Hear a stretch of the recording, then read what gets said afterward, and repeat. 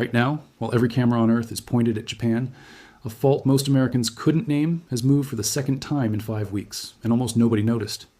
The United States Geological Survey logged more than 160 seismic events tied to it within hours and flagged the trigger quake as a potential main shock. That single word, potential, is doing more work than almost any word in modern seismology, because it means the agency itself does not know yet what this is. This fault runs directly toward the Bay Area, and its buried history holds ruptures far larger than anything in its short modern record. Here's what it's done before, what happened 3 time zones away on the same day, and the one signal that will tell us what happens next. The ground broke at 7:40 and 6 seconds on Tuesday evening Pacific time, 5 miles southeast of Cloverdale, California. USGS put the magnitude at 4.3, revised up from an initial 4.2 within the hour. The depth came in around 5.5 kilometers, barely 3.5 miles down, which in earthquake terms is almost skin deep. THE, Northern California Seismic Network, puts it a touch deeper, closer to 6 kilometers. Either number lands the rupture inside the shallow, brittle upper crust, the layer where shaking hits hardest for the energy actually released. Nobody was hurt. Nothing. Collapsed. The USGS's automated impact system issued the lowest alert level on its scale, green, for both casualties and economic loss. More than 520 people felt reports, close in from Healdsburg, Geyserville, Middletown, and Kelseyville, and from as far as Roseville, Elk Grove, and San Francisco over 60 miles out. Peak shaking reached intensity 5 on the modified Mercalli.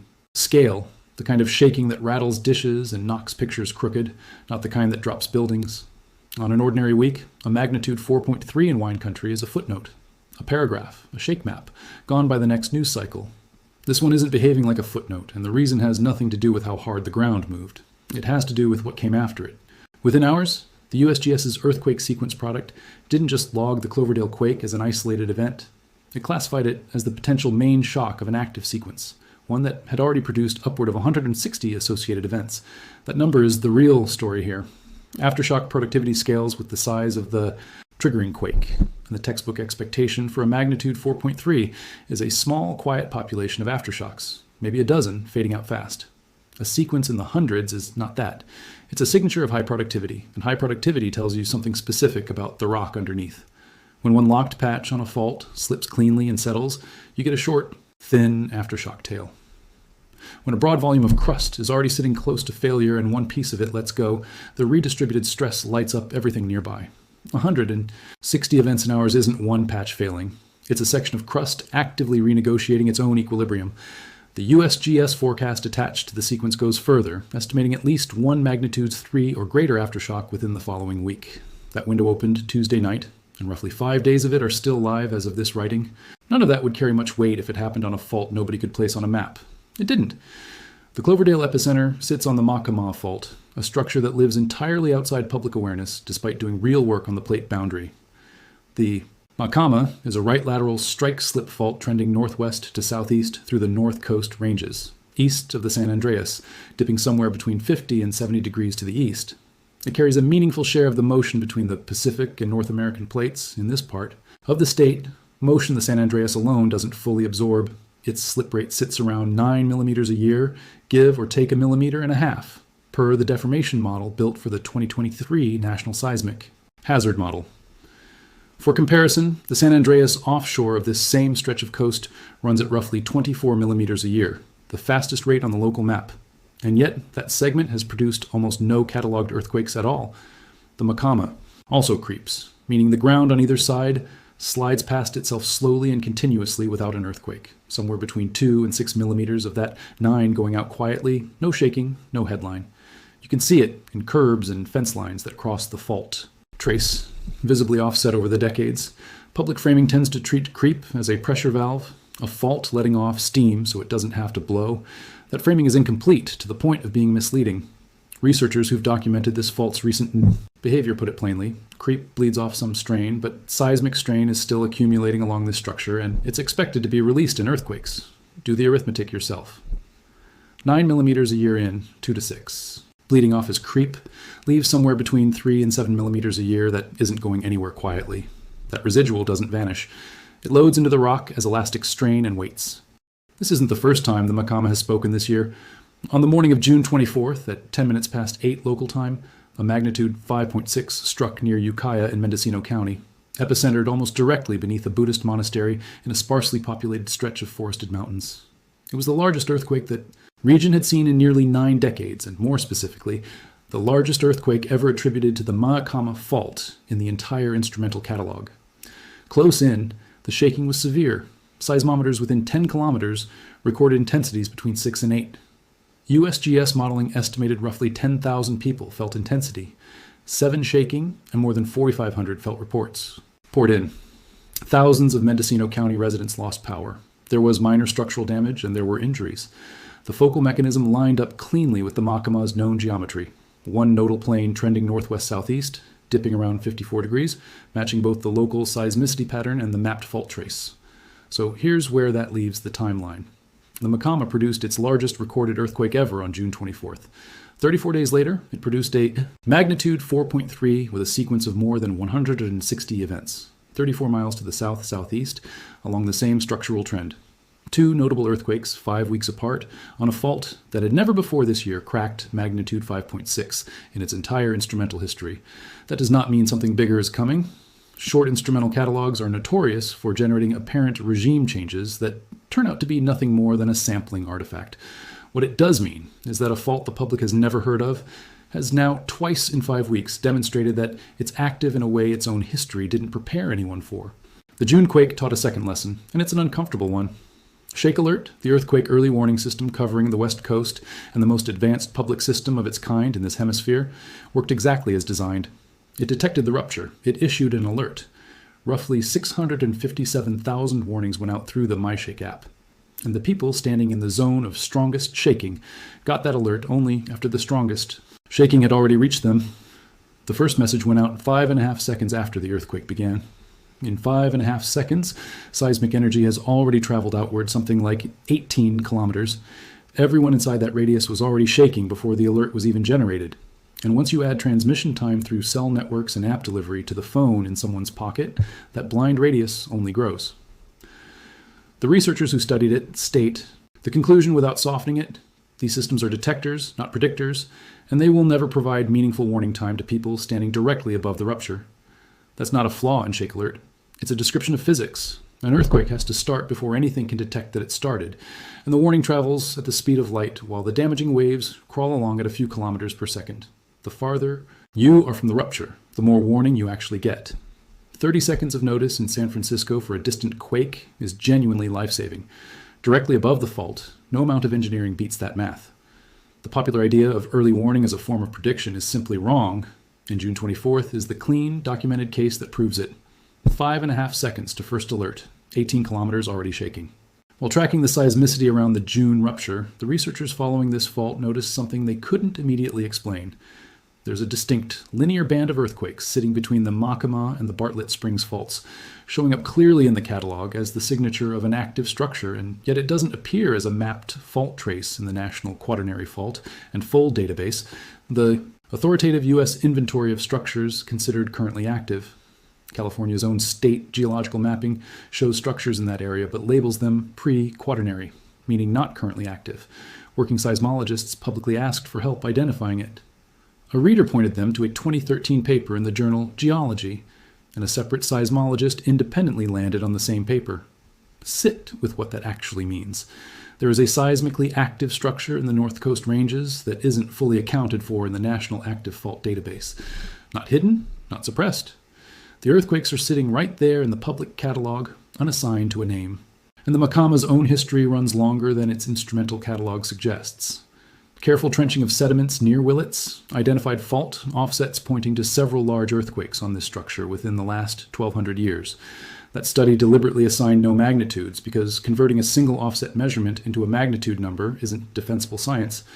But researchers reviewing the record, flagging clearly that they were estimating informally, put the likely size at magnitude 6.5 to 7 or larger, reasoning that smaller earthquakes simply don't leave a preserved geological signature at all.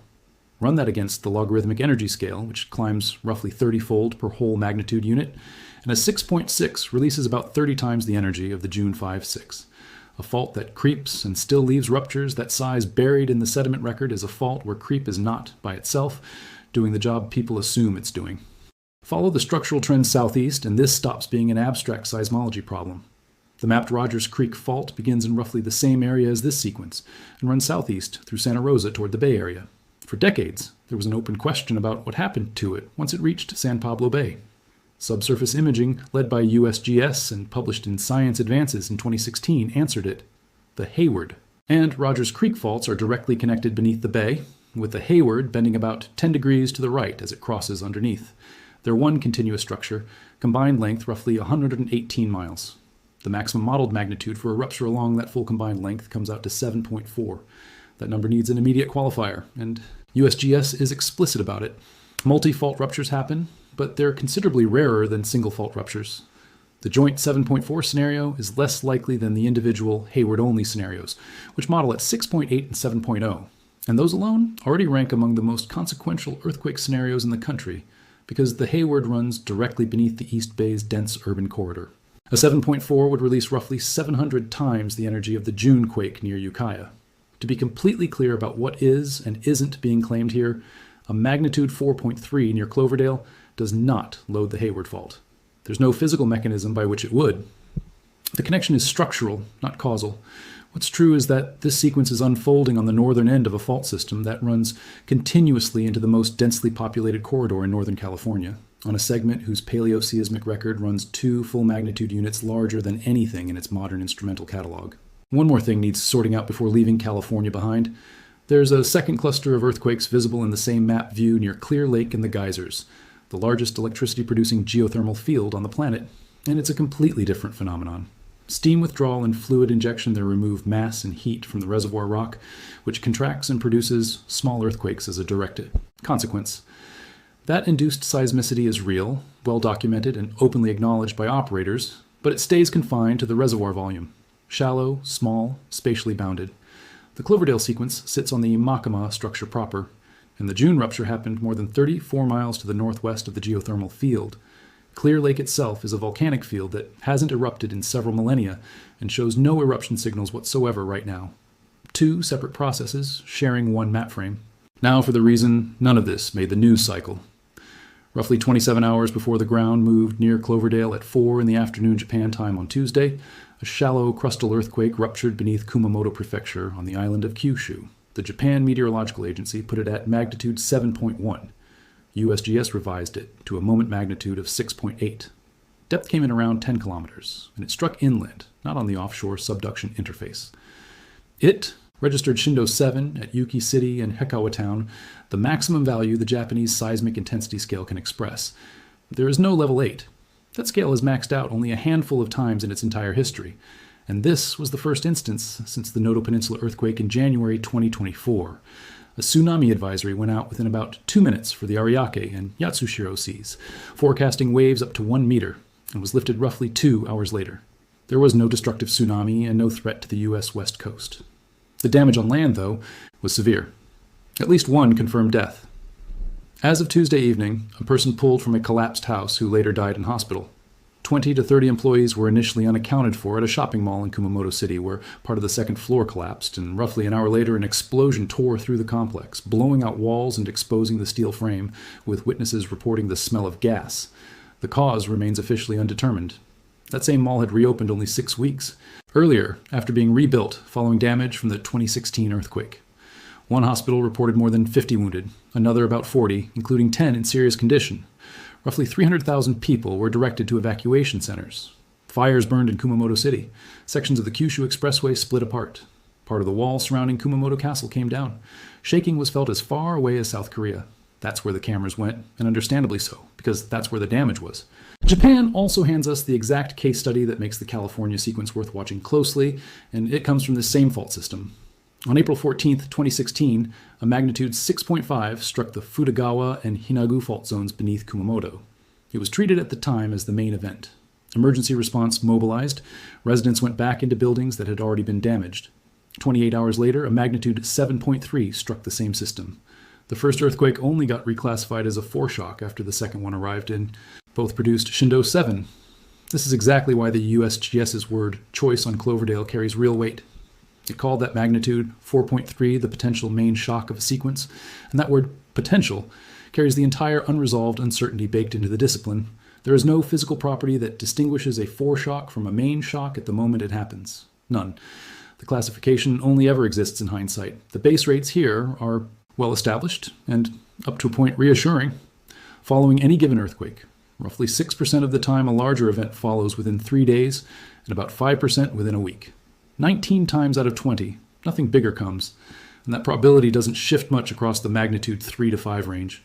So a magnitude 4.3 is roughly 95% likely to end up being the largest event of its own sequence. The reason to pay attention isn't that it probably isn't. It's that the 5% case cannot be identified in advance by anyone with any instrument, anywhere.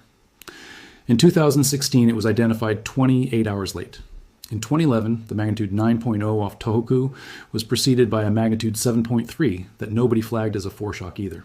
Japan's own agency is applying that exact lesson right now, warning that strong aftershocks remain possible for a full week, with the highest risk concentrated in the 2 to 3 days after Tuesday's rupture, a window that closes around today and tomorrow. The Prime Minister has publicly told residents in the hardest hit areas to prepare for another earthquake of similar scale. That sounds like inside knowledge. It isn't. It's formalized protocol, and it exists in this exact form because of what happened in 2016. More than 60 aftershocks had been recorded by Tuesday evening, the largest a magnitude 6.1, almost exactly what standard aftershock statistics would predict, following a magnitude 7.1 main shock. The two largest early aftershocks sit roughly 22 miles south-southwest of the main shock along the Hinagu trend. There's a third reading from the same 48-hour window, and it comes from the fastest converging plate boundary on Earth. Over the day and a half before this was compiled, the Tonga-Kermadec subduction zone produced a pronounced, spatially extended uptick in magnitude 4 and 5 activity on the order of 30-plus earthquakes across roughly 2 days, with clusters forming to the north and south and intermediate depth events showing up in between. A magnitude 5.1 struck south of Tonga at about 10 kilometers depth. Tonga-Kermadec produces magnitude 4s and 5s routinely. Convergence there runs up to roughly 24 centimeters a year, faster than anywhere else on the planet. What isn't routine is a dense, simultaneous, depth-mixed cluster like this one, shallow and intermediate events firing together across the same stretch of subduction zone. But the genuinely interesting observation isn't where the earthquakes are. It's where they aren't. A segment of the subduction interface bracketed on both sides by those active clusters is showing essentially no earthquakes at all. Not in the last 7 days, not in the last 30.